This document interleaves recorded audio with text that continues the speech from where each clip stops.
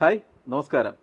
നമ്മളിന്ന് 7 ടൈം ചാനലിൻ്റെ truth of success, അതായത് ഓരോ മേഖലയിലും അവരുടെ കഴിവനുസരിച്ച് പ്രവർത്തിച്ച് അത് സക്സസ് ആക്കിയ ബ്രില്യൻ്റ് ആയിട്ടുള്ള ആൾക്കാരെ മീറ്റ് ചെയ്യുന്ന ഒരു പരിപാടിയാണിത്, ട്രൂത്ത് ഓഫ് സക്സസ്.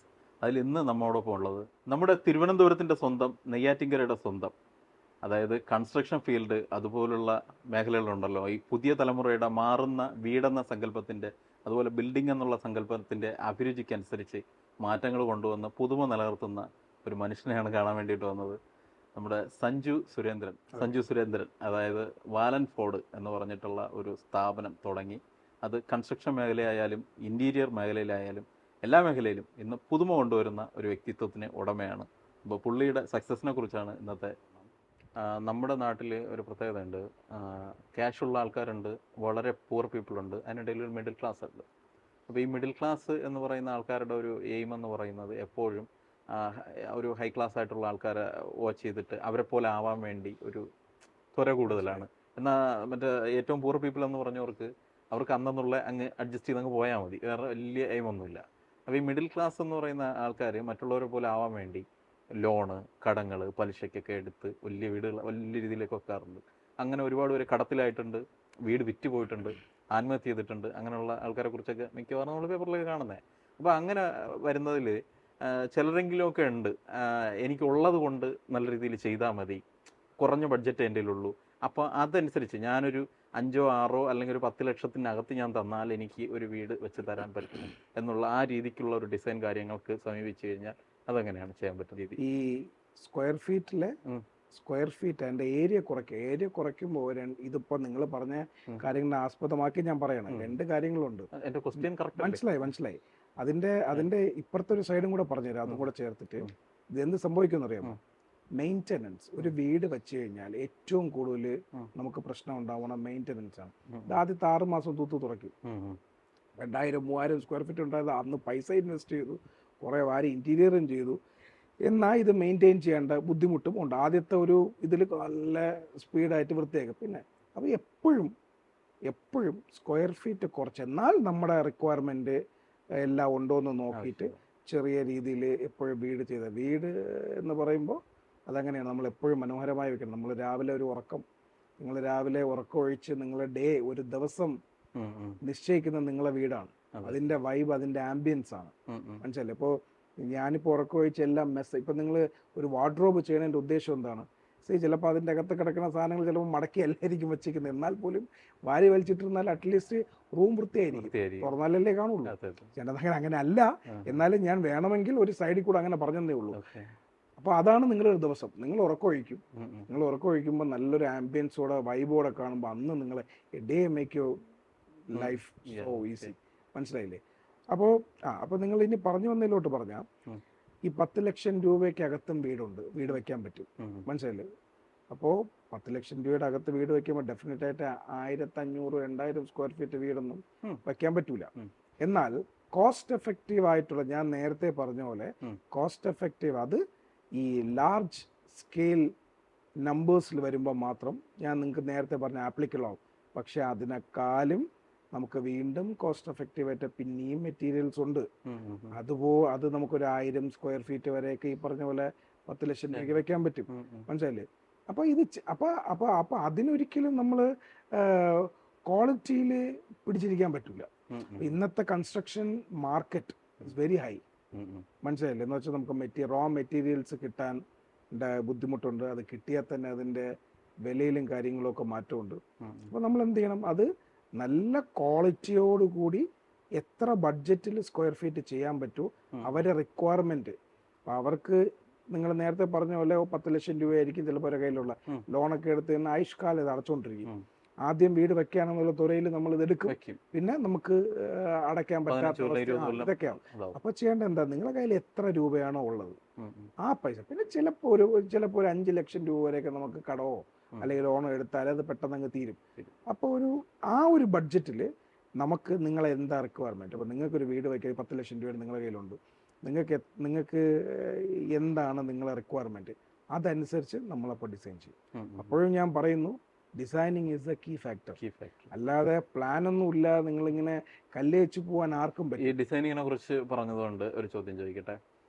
മനുഷ്യൻ വീടെന്ന സങ്കല്പത്തിലേക്ക് കടന്നത് ഒരു ഗോത്ര സംസ്കാരം മുതൽ ആദ്യം ഗുഹകളിലും പൊത്തുകളിലും ഒളിച്ച് താമസിച്ച് മലകളുടെ ഇടയിലെല്ലാം ജീവിച്ച് അത് കഴിഞ്ഞിട്ട് സ്റ്റെപ്പ് ബൈ സ്റ്റെപ്പായിട്ട് നമുക്ക് നമ്മുടെ കൺമുമ്പിൽ തന്നെ നമ്മുടെ കുട്ടിക്കാലത്ത് ഓലക്കൂര, അത് കഴിഞ്ഞിട്ട് ടാർപ്പോ, ഷീറ്റ്, ആ ഒരു സങ്കല്പം, ഓട് എല്ലാം കഴിഞ്ഞിട്ട് നമ്മളൊരു ടെറസ് വീട്ടിലേക്ക് വന്നിട്ടുണ്ട്.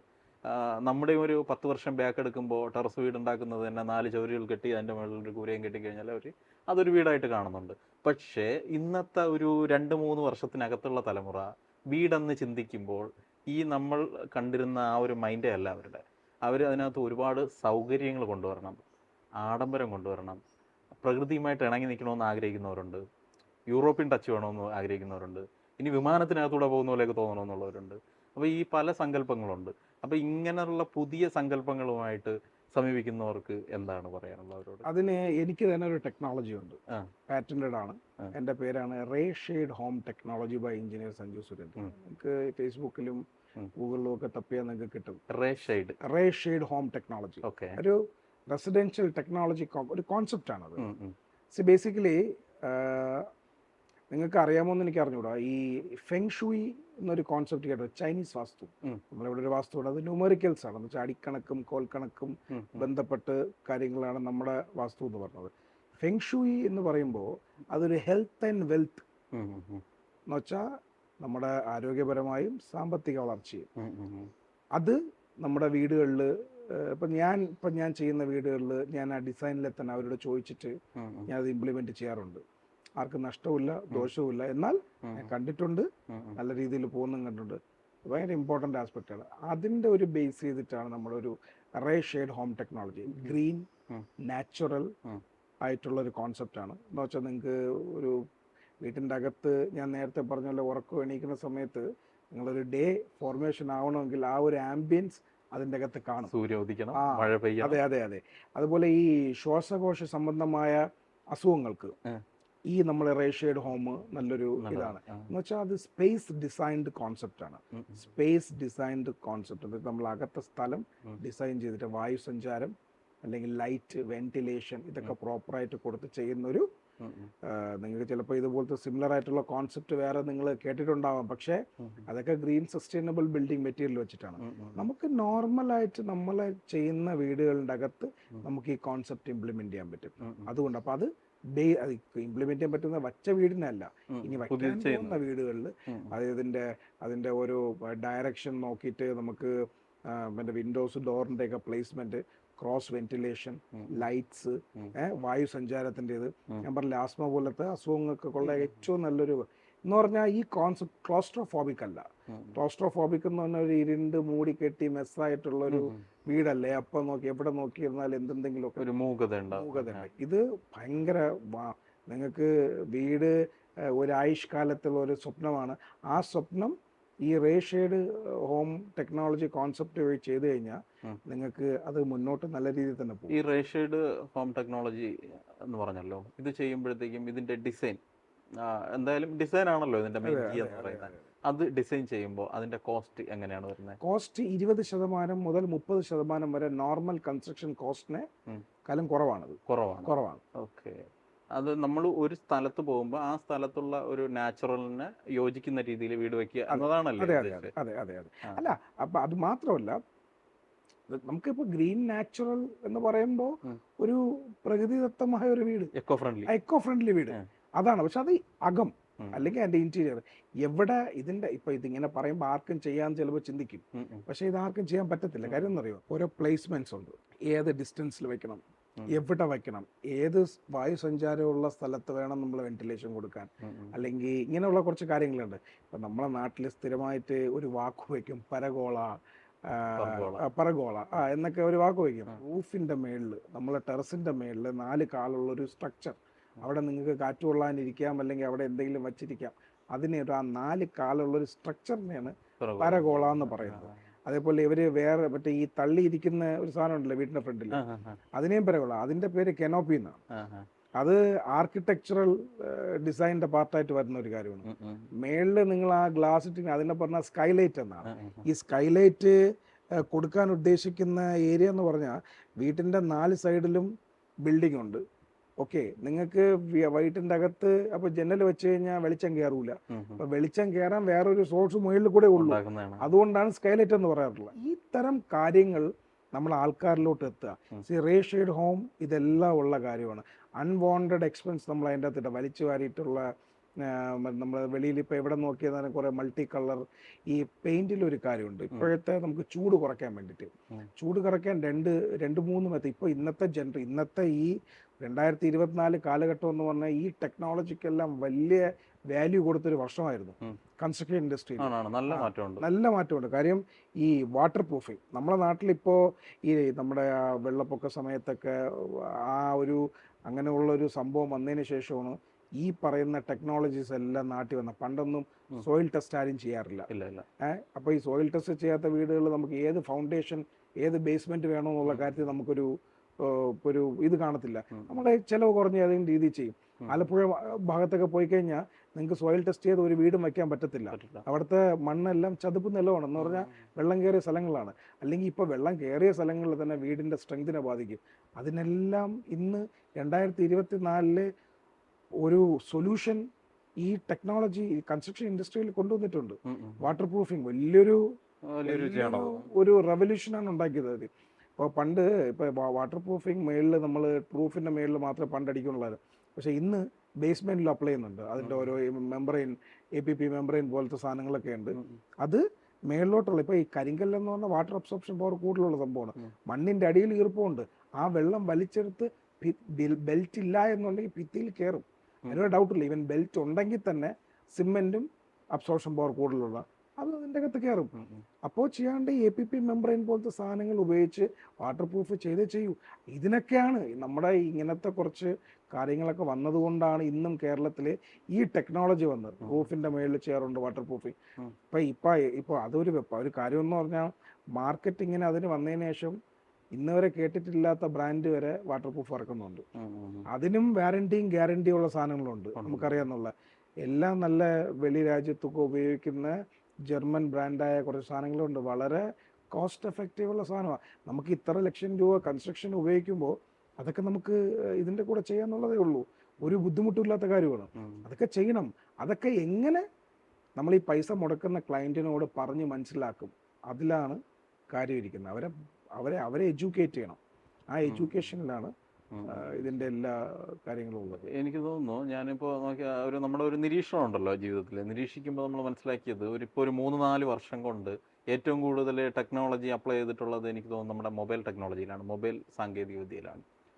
മൊബൈൽ ഒരു ടെക്നോളജിയുടെ പീക്ക് ലെവലിൽ എത്തി നിൽക്കുന്ന ഒരു ടൈമാണിത്. ഇപ്പോൾ കൂടുതൽ ഒരു ടെക്നോളജിയുടെ വളർച്ച കൂടിയിട്ടുള്ളത് കൺസ്ട്രക്ഷൻ മേഖലയാണ്.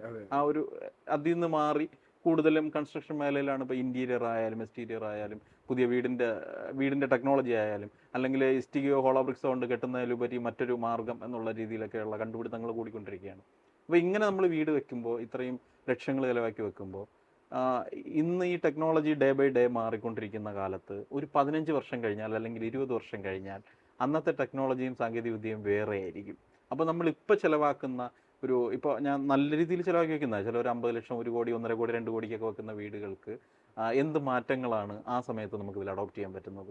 നിങ്ങൾ ഓട്ടോമേഷനെ കുറിച്ച് കേട്ടിട്ടുണ്ടോ? സ്മാർട്ട് ഓട്ടോമേഷൻ, ഗേറ്റ് ഓട്ടോമേഷൻ എന്ന് പറഞ്ഞാൽ ഞാനിപ്പോൾ നമ്മൾ ഈ വീട്ടിൽ ഇരിക്കുന്നു.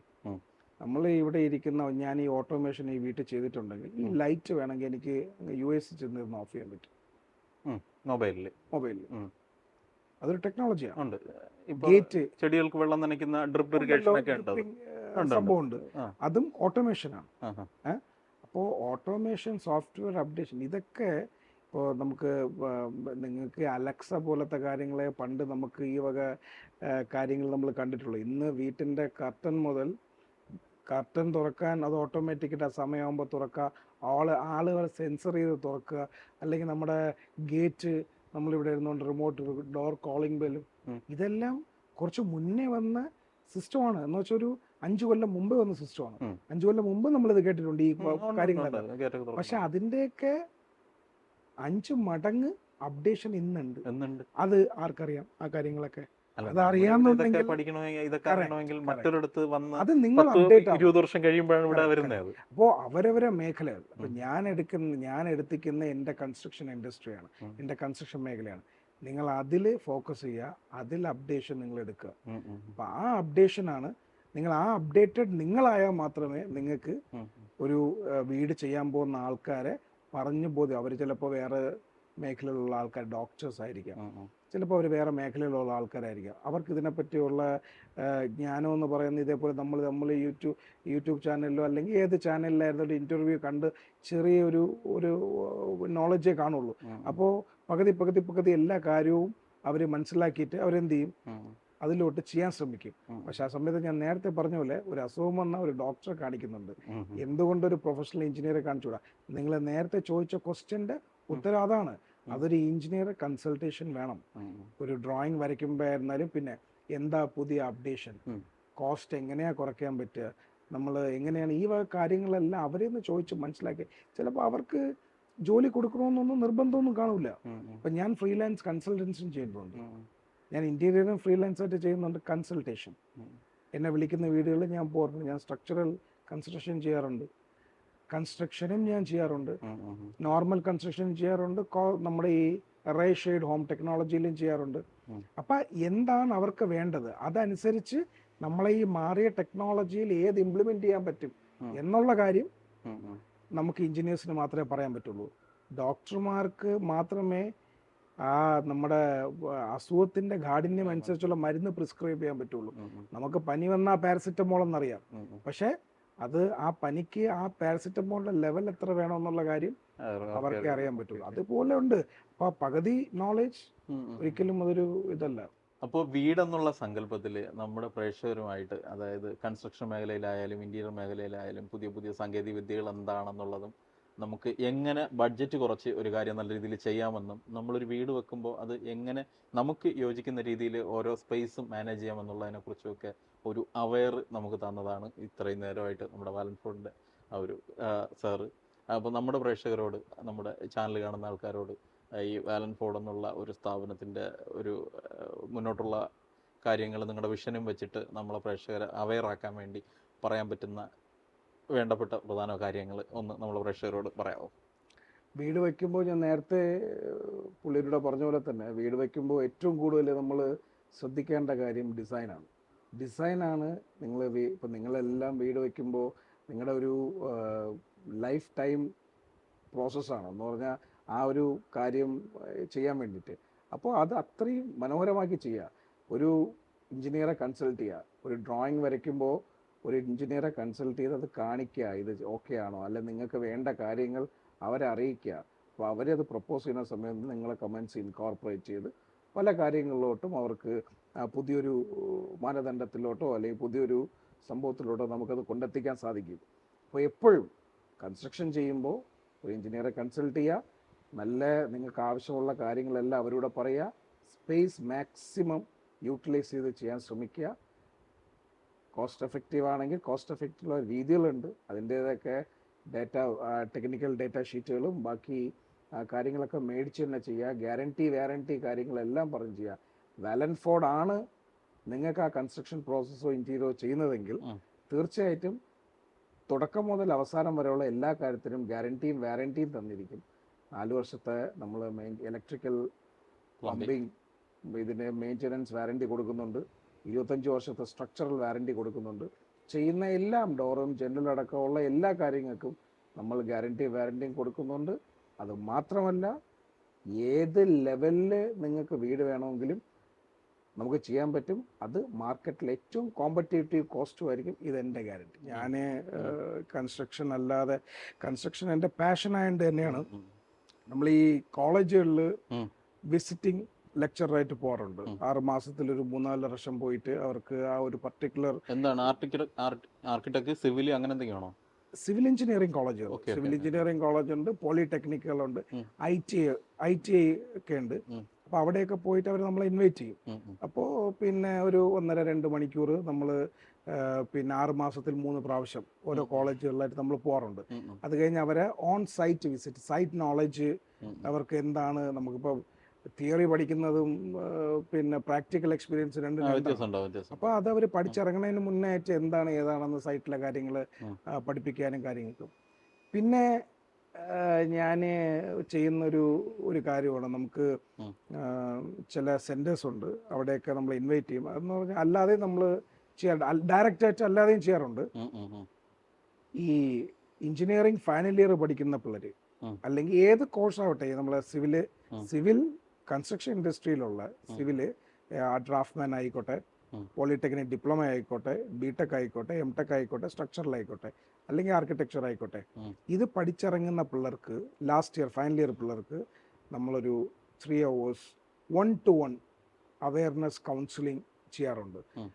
ഈ ഒരു 3 hours അവർ അറ്റൻഡ് ചെയ്ത് കഴിഞ്ഞാൽ അവർക്ക് they can able to attend an interview. ഉം, ഉം. ഇൻ്റർവ്യൂ അറ്റൻഡ് ചെയ്യാൻ കണക്കാക്കി നമ്മളവരെ അറൗണ്ട് Hold ചെയ്തെടുക്കും. പിന്നെ ഞാൻ ഈ കഴിഞ്ഞ 2 കൊല്ലമായിട്ട് ചെയ്യുന്നൊരു പ്രാക്ടീസാണത്. ഓ.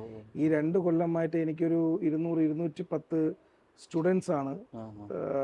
എംപ്ലോയ്മെന്റിലേക്ക് നമുക്ക് ആക്കാൻ പറ്റിയത്. ആ. വെറും 3 മണിക്കൂറേ ഉള്ളൂ, ആ. 1-to-1. ആ, ആ. പണ്ട് നമ്മൾ ഗ്രൂപ്പ് എടുത്തുകൊണ്ടിരുന്ന സമയത്ത് ഓരോ പിള്ളേരെയും ബുദ്ധി ഓരോ ടൈപ്പാണ്. ഉം, ഉം. അപ്പം ഞാൻ പറഞ്ഞു കൊടുക്കുന്ന ചിലപ്പോൾ ഒരു 10 പേരുണ്ടെങ്കിൽ ഒരാൾക്കായിരിക്കും ചിലപ്പോൾ അത് എൻ്റെ ഇതിലോട്ട് മാച്ച് ആവും. അപ്പോൾ നമ്മൾ എന്താ ചെയ്യുക, 1-to-1 ആയിട്ട് ഇരുത്തും. അപ്പോൾ അവരെ കുറിച്ച് അറിയാം, ഉം, ഉം. അവരെ പെർഫെക്റ്റ് ആക്കി ഒരു ഇൻ്റർവ്യൂ അറ്റൻഡ് ചെയ്യാൻ ലെവലിൽ കോൺഫിഡൻ്റ് ആക്കി ഒരു കൗൺസിലിംഗ് നമ്മൾ ചെയ്യാറുണ്ട്. ഈ കാണുന്ന പ്രേക്ഷകർക്കാർക്കെങ്കിലും അതിനുള്ള താല്പര്യം ഡെഫിനറ്റ് ആയിട്ട് നമ്മളെ കോൺടാക്ട് ചെയ്യാവുന്നതാണ്. അല്ലാതെ പറഞ്ഞല്ലോ നേരത്തെ ഫ്രീലാൻസ് കൺസൾട്ടിങ് അല്ലേ?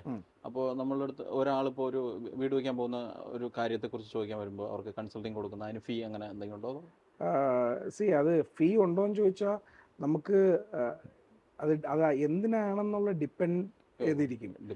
ഇപ്പോൾ നമുക്ക് നമ്മളെ സൈറ്റ് മാത്രം പോയി നോക്കാനാണെങ്കിൽ നമുക്ക് അതിന് ഫീസ് ഒന്നുമില്ല. പിന്നെ അല്ലെങ്കിൽ നമ്മളെ കൺസ്ട്രക്ഷൻ കമ്പനി നമ്മൾ കൺസ്ട്രക്ഷൻ ചെയ്യാൻ എൻ്റെ കമ്പനി ഒരിക്കലും സൈറ്റ് വിസിറ്റ് അല്ലെങ്കിൽ എസ്റ്റിമേഷന് ഡ്രോയിങ് ഇതൊന്നും ചാർജ്, ഇതൊക്കെ ഫ്രീ ആണ്. നമ്മൾ ചെയ്യുന്ന വീടുകൾക്കൊന്നും നമ്മൾ ഇത് ചാർജ് ചെയ്യാറില്ല. നമ്മൾ സൈറ്റ് വിസിറ്റ് ഫ്രീ ആണ്, എസ്റ്റിമേഷൻ ഫ്രീ ആണ്, ഡ്രോയിങ് ഫ്രീ ആണ്, ഇതെല്ലാം ഫ്രീ ആണ്. ഇതൊന്നും നമ്മൾ അല്ലെങ്കിലും ചാർജ് ചെയ്യാറില്ല. എന്നാൽ നമ്മുടെ കൺസ്ട്രക്ഷൻ കോസ്റ്റും ബാക്കി കോമ്പറ്റേറ്റീവ് കോസ്റ്റ് ആണെന്ന് പറഞ്ഞാൽ ബാക്കിയുള്ളവരെക്കാളും അഫോർഡബിൾ ആയിട്ടുള്ള കോസ്റ്റ് ആണ്. നമ്മൾ വേ ഓഫ് കൺസ്ട്രക്ഷൻ അല്ലേ, അപ്പോൾ അതാണ് കൂടുതലായിട്ട് നമ്മൾ പോകുന്നത്. അപ്പോൾ ഇത്രയും നേരം നമ്മളായിട്ട് സംബന്ധിച്ചതിന് വളരെയധികം നന്ദി. Thank you. അപ്പോൾ നമുക്ക് വീണ്ടും മറ്റൊരു എപ്പിസോഡുമായിട്ട് വീണ്ടും കാണാം. അതുവരേക്കും എല്ലാവർക്കും ബൈ.